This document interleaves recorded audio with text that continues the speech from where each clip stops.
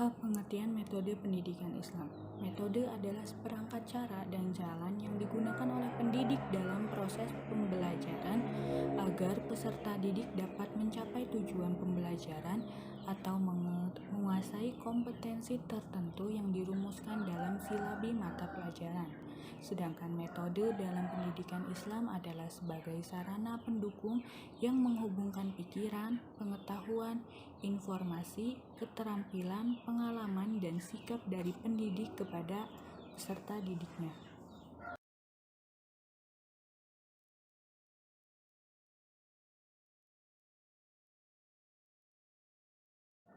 B. Metode hiwar Qur'ani.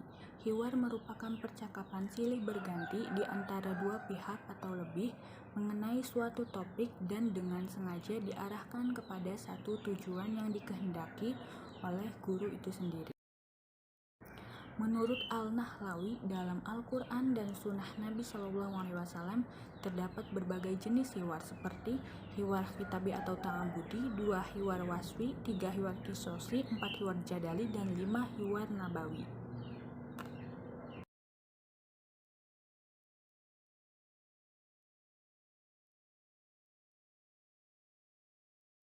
Yang C yaitu metode kisah Qur'ani dan Nabawi.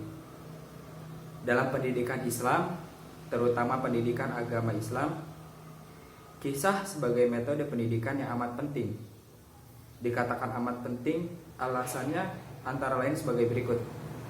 Yang pertama, kisah selalu memikat karena mengundang pembaca atau pendengar untuk mengikuti peristiwanya, merenungkan maknanya. Yang kedua, kisah Qur'ani dan Nabawi dapat menyentuh hati manusia karena kisah itu menampilkan tokoh dalam konteksnya yang menyeluruh. Yang ketiga, kisah Qur'ani mendidik perasaan keimanan secara menyeluruh, membangkitkan berbagai perasaan khauf, tidak, dan cinta, mengarahkan seluruh perasaan sehingga bertumpuk pada suatu puncak, yaitu kesimpulan cerita, melibatkan pembaca atau pendengar ke dalam kisah itu sehingga ia terlihat secara emosional. Jadi seperti apa yang kita ketahui, ketika kita membaca atau mendengarkan kisah-kisah, kita dapat membayangkan gitu bagaimana kejadian pada saat itu. Dan setelah itu kan kita bisa menyimpulkan, oh iya begini ternyata peranan tokoh atau pesan yang disampaikan dalam kisah itu.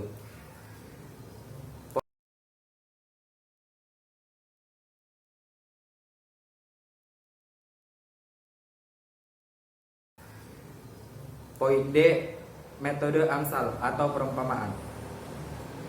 Ada kalanya Tuhan mengajari umat dengan membuat perumpamaan.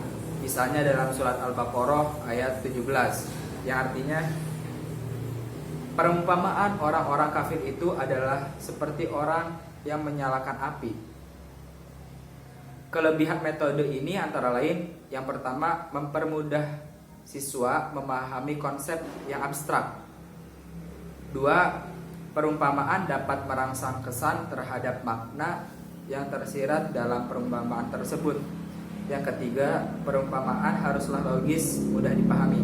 Yang keempat, amsal Qur'ani dan Nabawi memberikan motivasi kepada pendengarnya untuk berbuat amal baik dan menjauhi kejahatan.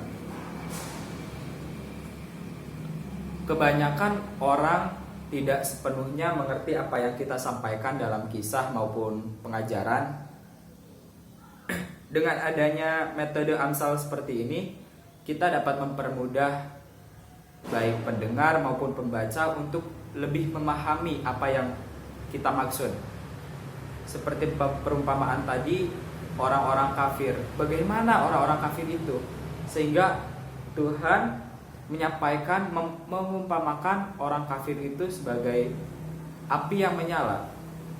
Kita bisa memikirkan bagaimana api yang menyala itu, sehingga nanti dapat beberapa makna yang dapat lebih memahami pendengar maupun membaca.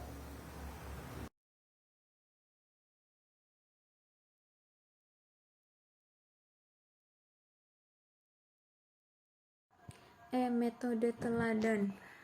Secara psikologis, manusia memerlukan tokoh teladan dalam hidupnya. Ini adalah sifat pembawaan.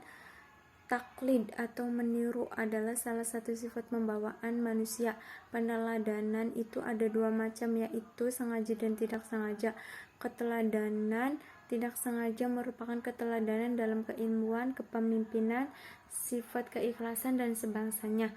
Sedangkan keteladanan yang disengaja ialah memberikan contoh, membaca yang baik, mengerjakan sholat yang benar. Keteladanan yang disengaja merupakan keteladanan yang memang disertai penjelasan atau perintah agar meneladani. F.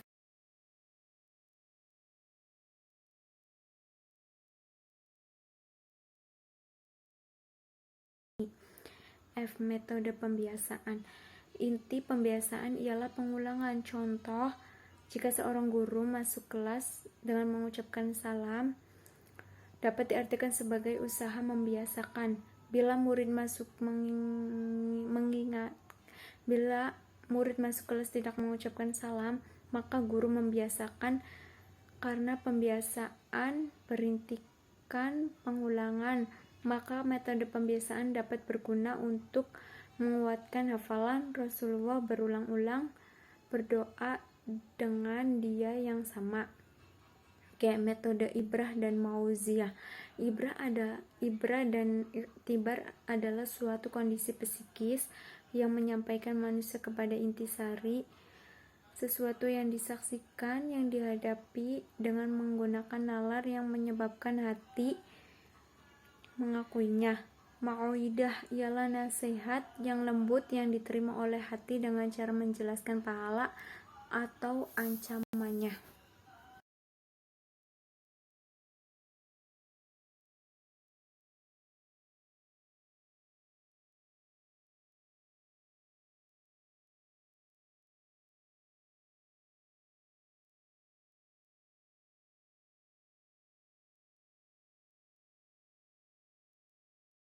H. Metode taghrib dan tahrib. Taghrib ialah janji terhadap kesenangan, kenikmatan akhirat yang disertai tujuan. Tahrib adalah ancaman karena dosa yang dilakukan. Tahrib bertujuan agar orang mematuhi aturan Allah. Sama halnya dengan tahrib, namun tekanannya adalah takrib agar melakukan kebaikan, sedangkan takrib agar menjauhi kejahatan.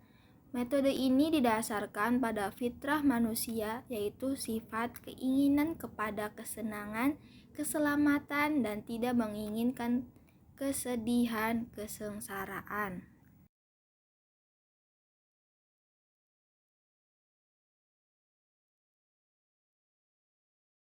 1.